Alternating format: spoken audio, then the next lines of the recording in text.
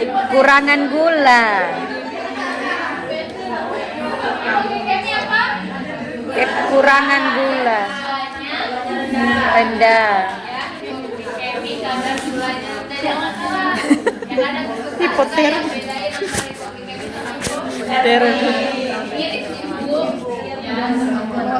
Jadi hipoglikemi. Ibu ingat aja kalau kemia itu berarti darah. Ya. Termi itu termo, suhu. Oke, jadi hipoglikemi ya Bu. Hipoglikemi itu adalah kondisi di mana kadar gulanya ya rendah. Jadi kadar gulanya rendah. Kalau kadar gula normal pada bayi berapa Bu? Di atas 40 atau Kadar 60 gula ya. normal pada bayi berapa Bu? Beda ya berapa? Malas jawab. Di atas Di atas 40 ya. 40 sampai 60. Ya, di atas 40 45. Biasanya sampai berapa? Sampai 90 itu masih normal. Ya. Tapi kalau dia di bawah 45 itu masuknya Glikemi. Nah, ini yang akan kita bahas ya. Nah, hipoglikemi itu tidak boleh lama-lama di dalam tubuh bayi. Kenapa? Karena bisa menyebabkan kerusakan otak. Otak itu butuh nutrisi enggak? Butuh. Nutrisinya otak dari mana sih? Nutrisinya otak tuh dari mana sih? Oksigen. Oksigen, ya kan? Selain oksigen, otak itu butuh apa lagi? Butuh nutrisi, ya enggak? Salah satu nutrisinya adalah gula, ya kan? Tapi tidak berlebih ya, gula yang tidak berlebih. Gula itu nanti akan dijadikan sebagai sumber Energi. Bayi dengan hipoglikemi biasanya lahir dari ibu dengan diabetes. Oh ya, satu lagi saya lupa masih informasi. Kalau untuk kasus bayi resusitasi ya Bu, untuk kasus bayi resusitasi atau kasus bayi asfiksia tidak boleh memberikan oksigen secara langsung melalui nasal kanu. Oke, kenapa? Tidak boleh memberikan oksigen secara langsung melalui nasal kanu. Kenapa? Karena Bisa menyebabkan kerusakan. Oh, benar. Bukan punya. Tidak boleh memberikan oksigen secara langsung. Walaupun itu kasih saya cuma kasih 1 liter, saya cuma kasih 1,5 liter, enggak. Ya, bisa menyebabkan kebutaan. Kenapa? Karena tekanan oksigennya berbeda. Makanya kita butuh blender oksigen. Ya, dicampur. Oke. Oksigen aliran bebas boleh nggak Bu? Ibu tahu pemberian oksigen aliran bebas nggak caranya? Buka itu tuh, buka reservoirnya. Tidak pakai reservoir. Pemberian oksigen aliran bebas tahu?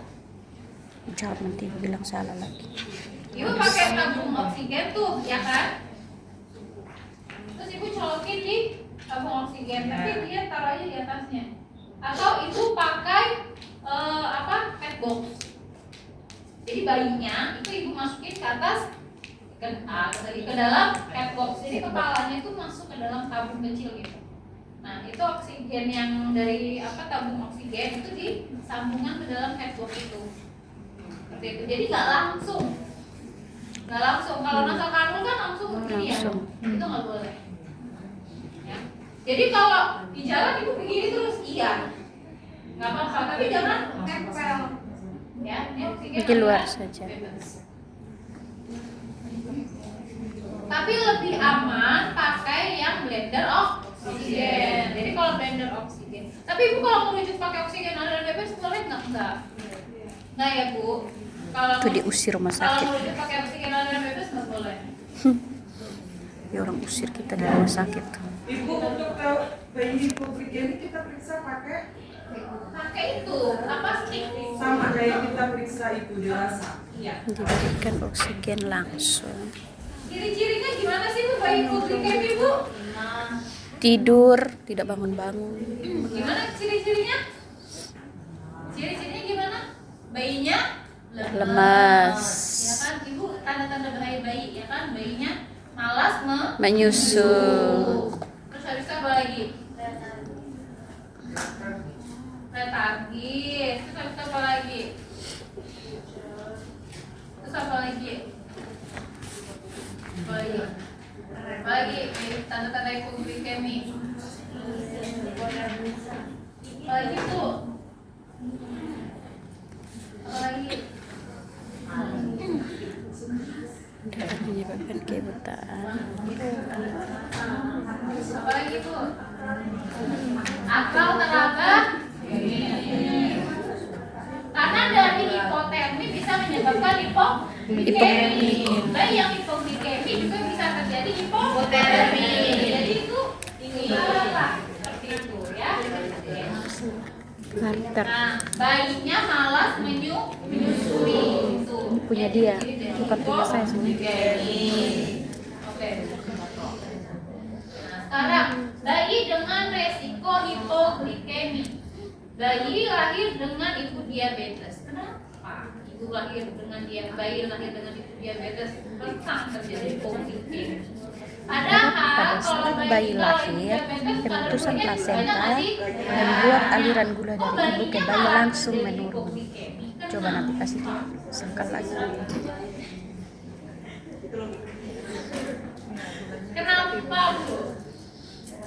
Ibunya aja kelebihan gula, kok anaknya malah kekurangan gula? Kenapa? Malas menjelaskan. Logikanya kan gitu kan? Loh. Tapi itu tahu kalau ibu diabetes bisa menyebabkan bayi hipoglikemi. Tahu semua kan? Tahu. Kok bisa? Sedangkan ibunya kelebihan, kok ini anaknya malah Setelah ibu lahir terputuslah gula dari ibunya, terus meningkatnya hormon insulin pada bayi. Kalau tidak salah seperti itu. Itu ternyata hormon insulin. Ya, mekanismenya seperti ini Bu. Ya, fisiologisnya seperti ini. Bayi itu di dalam kandungan, ya kan, dia mendapatkan asupan gula yang banyak nih dari ibunya. Kenapa? Karena ibunya kelebihan Gula. otomatis akan ditransfer ke bayinya. Ya kan, bukan otomatis, memang alurnya begitu karena kan peredaran Darah.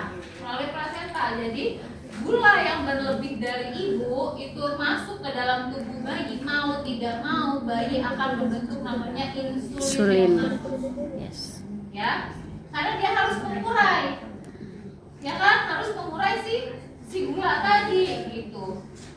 Ya, jadi otomatis tubuh bayi akan membentuk insulin Neonatus.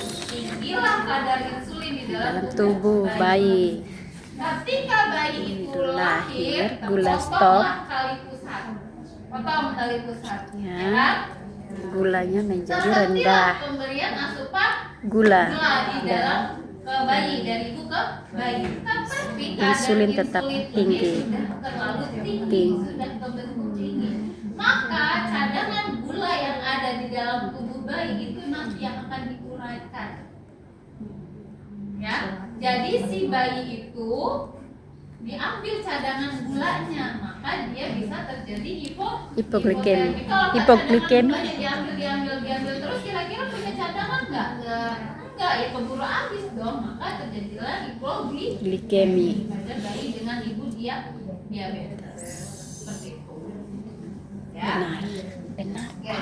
Sekarang bayi besar. Nah, bayi besar ini kan produkan dari ibu yang diabetes, ya kan? Ya, sama seperti itu. Jadi gara-gara ibunya yang apa namanya banyak gulanya ini, nah, bayi itu membentuklah insulin. Ya, jadi begitu Bu. Oke. Makanya SC dulu. Lanjut Bu. Lanjut. Sekarang bayi kecil. Kenapa bayi kecil bisa terjadi hipoglikemi? Kalau ini jelas kan Ibu. Bayi kecil kan cadangan lemaknya dikit. Ya kan, cadangan gulanya dikit. Lah Terus rajin kalau dia periksa. terambil cadangan Bayinya lemaknya, cacat. cadangan gulanya diambil, kira-kira dia bisa terjadi kekurangan nggak? Iya, kurang. Bayi kurang gula. Oke, bayi kurang gula, kenapa bisa terjadi hipoglikemik?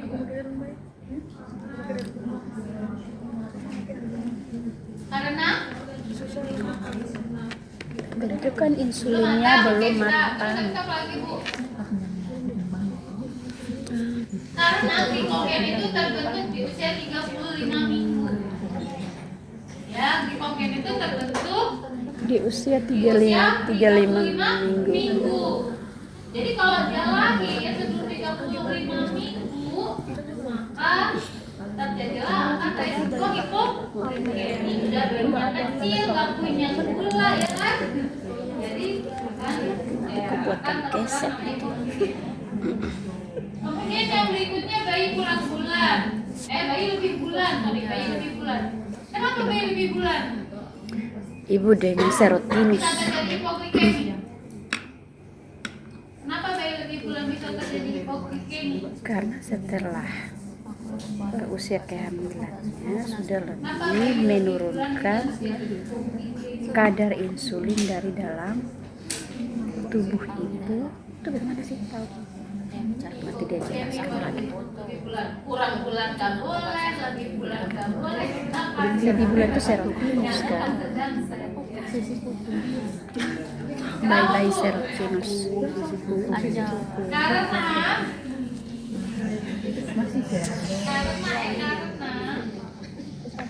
Karena menu Orangnya pintar. Oke. Kalau pasca asfiksia.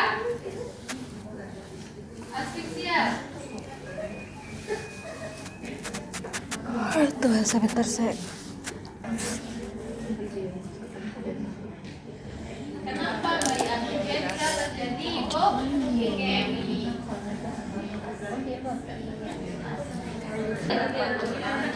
Ya, jadi setiap kita bernafas, ini kita normal ya, normal bernafas. Kayak normal bernafas itu dia hanya mengeluarkan 2 ATP. 2 ATP ya. Kalau ibu nanya ATP apa sih, Bu? Nah, saya jelasin lagi topik pernapasan. Jadi kayak gitu ya, Bu. Ya, jadi kita hanya mengeluarkan 2 ATP. Tapi kalau pada bayi yang asfiksia itu dia bisa mengeluarkan sampai 24 ATP. Jadi banyak yang dia keluarkan. Maka dari itu maka bisa terjadi hipoglikemik. Terus polistemia, kelainan susu perombakan gas yang sini ya. Kenapa? Karena terbentuknya glukosa itu karena terbentuknya darah itu ada di susu tulang belakang. Gitu ya. Kalau terjadi kelainan pada darahnya juga otomatis gulanya juga akan sulit gitu ya. Ibaratnya gini, Bu. Ibu naik bus tapi busnya bannya bocor, bannya rusak. Kira-kira bisa jalan nggak? Enggak. Kira-kira jalannya cepet nggak nyampenya? Lambat. Kan ya seperti itulah juga. Karena kan gula ini numpang ke dalam darah untuk diedarkan. Bayi stres saat kehamilan, kalau ini mah jelas ya, Bu. Kalau ibu stres kira-kira bisa jadi hipoglikemik nggak? Awalnya pengen makan terus ya? Ya, ada yang merasa lapar, terus ada yang juga nggak bisa lapar, gitu kan nggak. Bayi sakit, kalau bayi sakit jelas ya, Bu. Bayi sakit itu akan menyebabkan anemia. Karena kadar gula darahnya dia kurang. Karena kan harus melawan penyakitnya juga ya. Terus bayi yang dipuasakan, maksudnya bayi dipuasakan ini bukan bayi disuruh puasa, bukan. Tapi bayi yang ketika lahir itu tidak langsung mendapatkan ASI, gitu. Jadi itu yang bisa menyebabkan terjadinya hipoglikemik. Kalau tata laksananya gimana, Bu? Rujuk, benar? Dia kan harus Nah, di tapi kan apa? ada tata laksananya. Dia harus di ruangan itu Jadi nicu. sebelum kita rujuk, kita harus tahu dulu apa yang harus kita lakukan. Jangan dikit-dikit rujuk. Nanti kita dibilang jadi bidan rujukan, ya kan? Kita harus tahu dulu tata laksananya. Yang pertama itu berikan ASI sedini mungkin, ya Bu. Jadi berikan ASI sedini mungkin. Kalau tidak bisa bayinya dikasih ASI langsung netes, maka berikanlah ASI perah. aslinya diperang. Terus dikata, boleh nggak pakai gelas? Pakai sendok atau pipet? Boleh. Ya. Lebih aman pakai sendok atau pipet, jangan pakai dot. Nanti kalau dot jatuhnya malah nggak musiknya lebih susah lagi. Terus kemudian suplemen rutin kayak bayi dikasih vitamin, bayi dikasih air gula, nah atau apalagi dikasih susu formula, itu sebaiknya jangan diberikan. Tapi kalau asinya ibunya benar-benar nggak keluar, boleh dikasih susu formula. Tapi kalau asi ibunya masih keluar, boleh dikasihkan asinya saja, gitu ya, seperti itu. Terus lakukanlah kontak kulit ibu dan bayi untuk merangsang ASI. Jadi lakukanlah bonding antara ibu dan bayinya. Ya terjadi terbentuklah sehingga hormon ya bu ya hormon di dalam tubuh ya hormon oksitosin itu merangsang itu terjadinya pembentukan ASI. Pemberian ASI lebih sering 10 sampai 12 kali dalam 24 jam. Artinya minimal 2 jam sekali ya bu. Ya jadi 2 jam sekali kasih ASI, 2 jam sekali kasih ASI.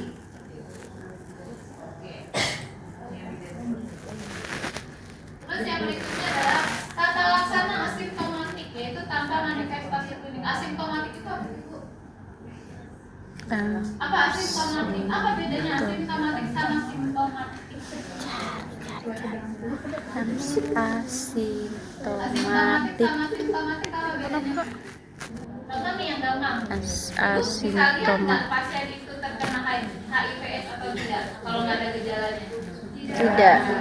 Jangan. Coba ibu lihat teman-teman ibu. Kira-kira itu tahu nggak dia penderita HIV atau bukan? Jangan. Kalau nggak Catat ada dong, catat. gejala seperti itu. Asimptomatik Ya, jadi dengan dia simptomatik. penderita hipoglikemi tapi tidak ada Gejala. Karena tidak semua penderita hipoglikemi menunjukkan gejala. Contohnya pernah saya dapatkan kasus. Jadi ada bayi yang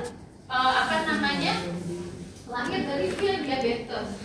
Ya beratnya itu 5 kilo 5,5 kalau nggak salah beratnya 5.500 kan gede ya 5,5. Contohnya kayak HIV, Tapi gula. dia bayinya sehat, kelihatannya tuh sehat normal padahal kita dicek kadar gulanya itu di bawah 40. Kadar gulanya itu kalau nggak salah 30 apa 25 gitu kadar gulanya. Nah, tapi dia nggak menunjukkan bahwa dia ini ada tanda-tanda hipoglikemi yang tadi kayaknya nggak mau nyusu atau bayinya lepas enggak, beratnya segar. Nah itu asimptomatik. Tapi kalau simptomatik dia menunjukkan gejala. Perbedaannya sih ya yang asimptom sama simptomatik. Kalau yang asimptomatik itu tata laksananya yang kita berikan ASI sedini mungkin ya, setiap 1 sampai 2 jam. Periksa ulang kadar glukosa darahnya ya, terus jika bayi tidak bisa menghisap berikan ASI peragat ya. Dan jangan paksa bayi untuk menghisap. Kenapa? Karena nanti khawatir bayinya tersedak. Kalau bayinya nggak mau nyusu, nggak mau netein, kasih aja pakai pipet atau sendok seperti itu ya. Kalau pakai sendok atau pipet kan mau nggak mau kalau udah masuk ke dalam mulutnya dia pasti ketelan, ya kan bu? Gitu ya.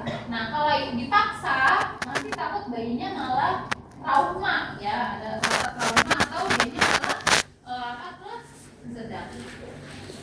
Pemberian glukosa melalui IV jika kadar glukosanya masih rendah. Jadi kalau kadar glukosanya masih rendah di bawah 45 boleh pertimbangkan untuk pemberian IV melalui glukosa melalui RL. tapi ini bukan penyakit kita, apalagi ranahnya udah bukan di kita ya, tapi di Oke. Terus tata laksana simptomatik yaitu dengan manifestasi klinik kadar glukosa kurang dari 20 sampai 25 ya. Oke.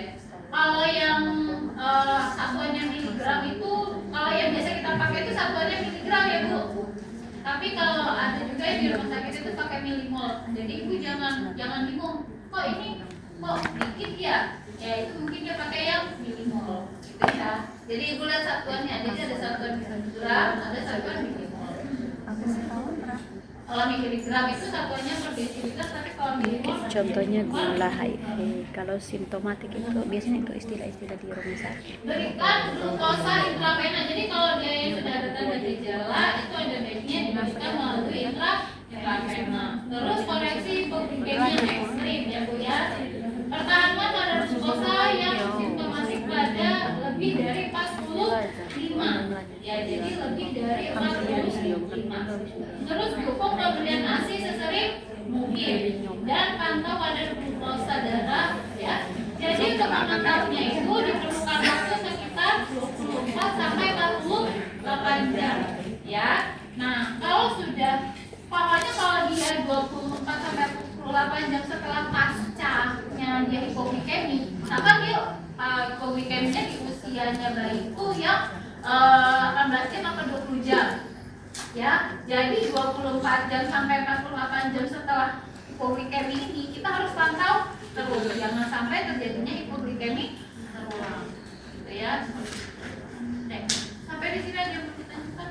Tidak sering Hipotermi. asfixia ya. Jadi kalau intinya adalah ketika ada bayi hipotermi, kita harus tahu dulu penyebabnya hipotermi itu karena apa. Ya, kenapa? Karena kalau kita tahu dia penyebab hipoterminya karena apa, kita tangani masalahnya itu sehingga hipoterminya teratasi. Jangan sampai penyebab hipoterminya dia karena AC-nya yang dingin, tapi bidannya nggak ngerasa kalau itu AC-nya dingin.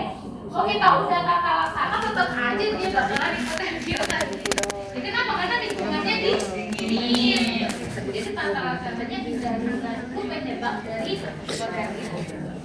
Oke, jadi kita harus tahu dulu apakah bayi itu lahir tidak langsung dikeringkan. Kira-kira apa sih Bu penyebab bayi hipotermi?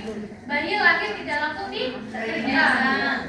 Bisa nggak nyebabin hipotermi? Bisa, karena kan menguap. Ibu masih ingat kan? Kolor Penyebab dolor. panas pada bayi ada 4 ya. Apa aja? Konduksi, konveksi, radiasi, Evaporasi. Gitu kan? Kalau dari karena lingkungan yang dingin atau karena AC itu disebabkan karena apa? Penyebabnya apa? Maksudnya apa? Bukan. Radiasi. Bukan radiasi cahaya. Radiasi. Coba cari itu. Penyebab kehilangan panas pada bayi. Jadi kita harus tahu penyebabnya itu karena apa? Karena konveksi, evaporasi, atau radiasi dan konduksi. Ya, itu jadi penyebabnya. Oke. Catat, Saya nanti kalau masih catat. tahu ibu karena ini nanti bukan apa lah itu. Intinya ada lagi Bu. Penyebabnya karena apa lagi? Bu. Coba. Apa lagi? Kayak ibu ini sekarang duduk nih, lingkungannya dingin, ya pakai alas, bisa menjadi hipotermi nggak? Bisa. Tapi juga ini kayaknya udah mulai hipotermi. Ini maksudnya. Udah mulai hipotermi ya Bu. Udah pada cari kehangatan. Ada yang siapa? Nempel temennya. Padahal temennya udah dingin. Mayor. Soalnya nih Bu, kayak salah semua deh kita. Itu satu PK ini 2 PK Bu. Makanya yang dingin ya kan. Terus AC-nya AC lagi apa? Baik, memang tidak langsung dialaskan. Terus Jadi apa apa lagi Bu? namanya? Artinya. Bayi langsung dimandikan. Terus habis itu apa Tulis lagi Bu? artinya. Minimal kayak Apalagi? evaporasi itu apa gitu. Apalagi Bu, bayinya lahir tidak dikeringkan. Jadi dikeringkannya cuma asal kering aja, tapi tidak sampai kering. Terus habis itu apa lagi Bu? Tindakan lanjutan tanpa mengindahkan suhu ruangan. Contoh misalkan bayinya dapat tindakan resusitasi, tapi tidak mengindahkan suhu ruangan, ya sama aja. Tidak dikasih lampu sorot ya kan, tidak dikasih AC-nya masih tetap nyala, ya sama aja. Hipoterminya tidak akan teratasi gitu, malah akan menyebabkan terjadinya hipotermi. Oke. Terus ciri-ciri bayi yang dengan hipotermi apa, Bu? Kayak biruan. Biruan ya pada bagian tangan, kaki. biruan pada bagian bibir. Akralnya terlambat Dingin. ya.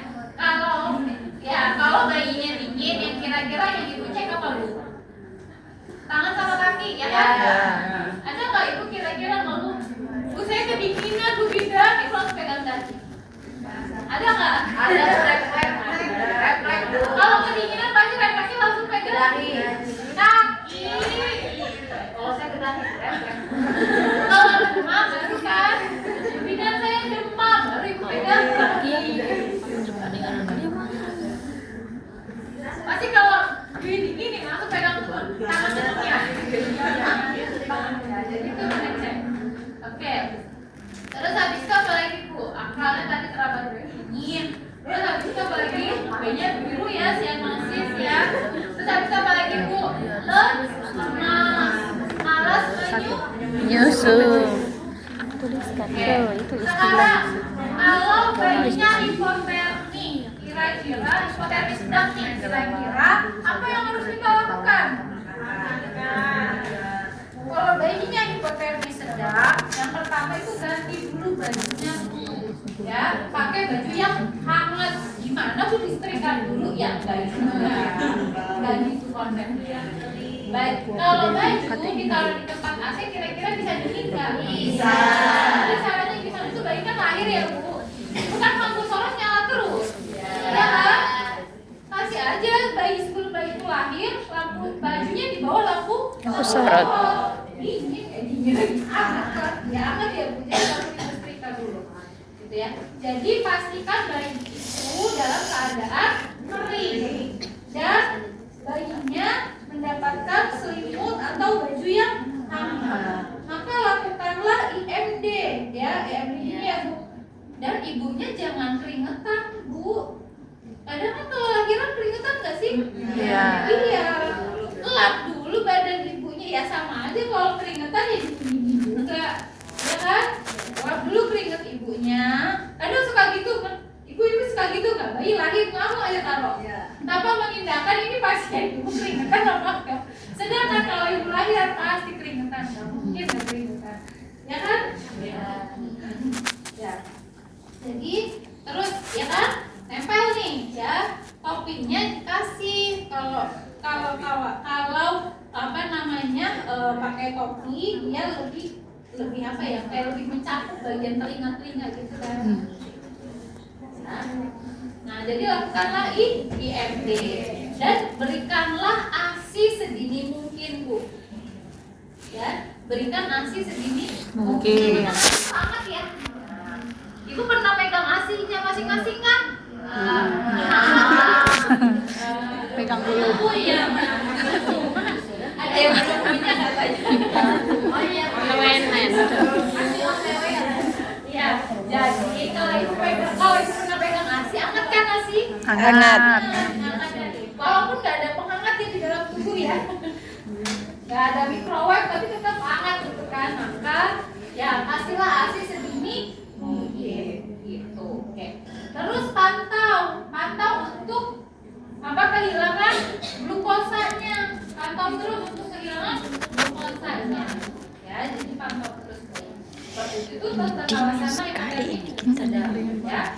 Tapi kalau bayinya sudah menjalar ke hipotermi berat, dia sampai letargis gitu ya, Bu. Maka ya pertimbangkan untuk pemberian apa?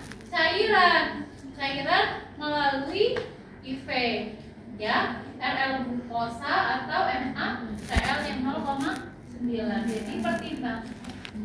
Ya, tapi kalau sudah masuk ke hipotermia berat, itu ada bayinya dilakukan ditaruh di pemancar apa? Pemancar panas. Pemancar panas itu seperti apa sih, Bu? Pemancar panas itu seperti apa sih? Ya pasti yang di puskesmas itu. Porot atau Infant warmer. Oke. Baik. Sampai di sini ada yang mau ditanyakan, Bu? Tidak otot lemah, ya kan? Soal biasanya gitu tuh. Di soal itu apa namanya? Bayi lahir di PPMD, unggulan tidak menangis, tonus otot lemah. Itu biasanya soalnya kayak gitu doang. Terus apa yang harus kita lakukan? Nah, langsung potong tali pusat dan bawa ke meja resusitasi. Gitu. Terus lakukanlah langkah awal. Ya, lakukanlah langkah awal. Ini contoh soal yang satu. Contoh soal satu. Ya, lakukanlah langkah awal. Kemudian hangatkan, letakkan bayi di apa namanya meja penghangat ya Bu ya. Terus habis itu ke telingkan, ya dari kepala sampai ujung kaki. Terus kemudian bagian punggungnya, sebelahnya sampai ujung kaki. Setelah itu yang harus kita lakukan rangsang taktil, ya boleh disentil, boleh ditombok. Selanjutnya jangan lupa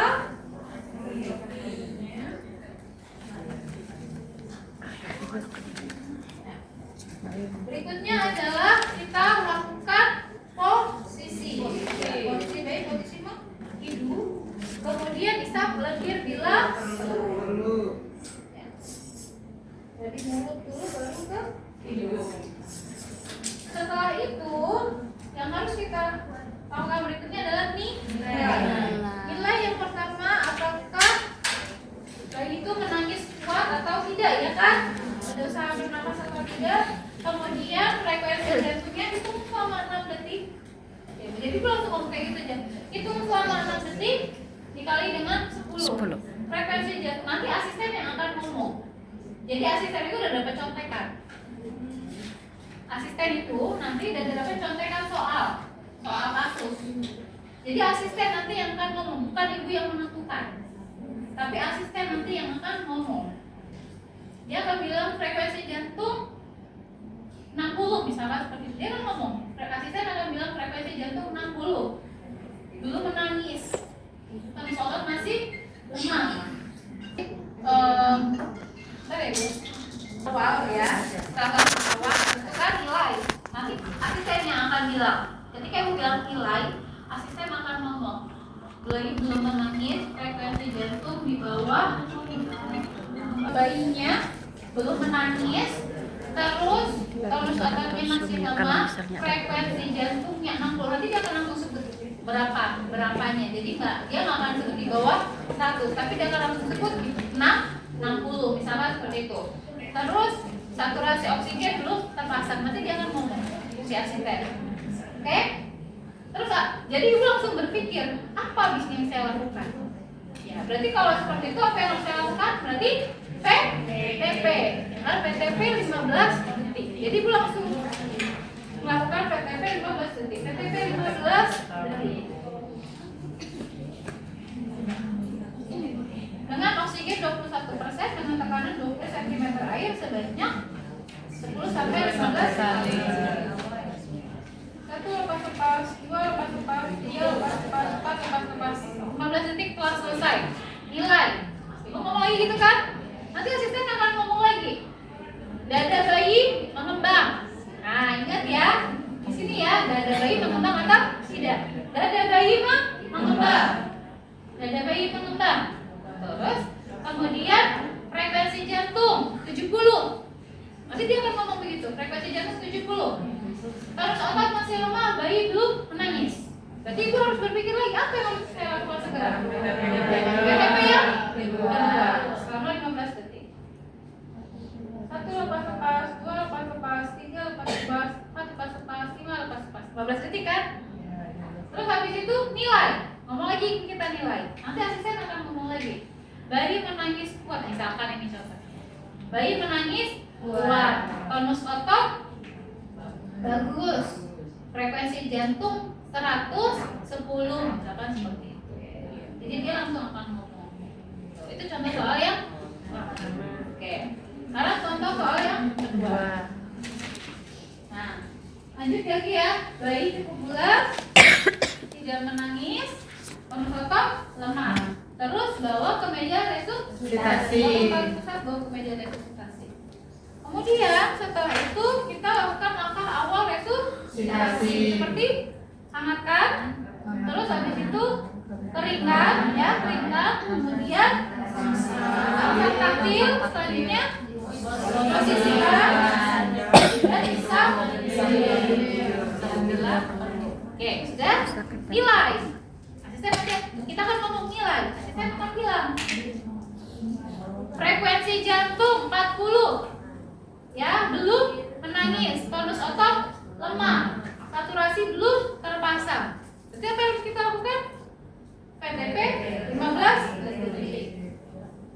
Tekanan 20 cm air sebanyak 10 sampai 15 kali dengan oksigen 21%. 1 lepas-lepas, 2 lepas-lepas, 3 lepas-lepas, 4 lepas-lepas, 5 lepas-lepas sampai 15 detik. Oke, setelah itu nilai kembali, ya kan? Saya akan ngomong lagi frekuensi jantung. Frekuensi jantung itu 60 atau 70 misalkan 70 ya. Frekuensi jantung 70. Kemudian saturasi oksigennya masih 50 misalkan seperti itu atau 55. Terus habis itu apa? Bayi belum menangis. Tonus ototnya masih lemah. Nanti kita harus berpikir lagi apa yang harus kita lakukan. Ada nggak gerakan dada? Ya kan? Gerakan dada tidak ada, misalkan seperti itu. Jadi apa yang harus kita lakukan? Tidak ada gerakan dada. Koreksi. Oke. Cukup dikoreksi, posisi cukup dikoreksi, terus posisi bayi juga kita betulkan. Itu coba PTP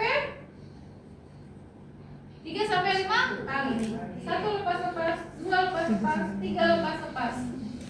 Nanti asisten akan bicara, ada gerakan dada. Berarti kalau ada gerakan dada, berapa kali kita harus melakukan PTP? 30 detik. Oke. Kalau PTP sebanyak 30 detik. Dengan tekanan 20 cm air, terus sebanyak 20 sampai 30 kali oksigen 21. 1 lepas-lepas, 2 lepas-lepas, 3 lepas-lepas, 4 lepas-lepas, 5 lepas-lepas sampai 30 detik. Nilai. Asisten lagi yang akan ngomong. Saturasi oksigen kenaikan sesuai dengan usia, bayi menangis kuat, terus tonus ototnya bagus dan apa lagi? Dan apa? Frekuensi jantung di atas 100. frekuensi jantung 110. Dan selesai. Alhamdulillah.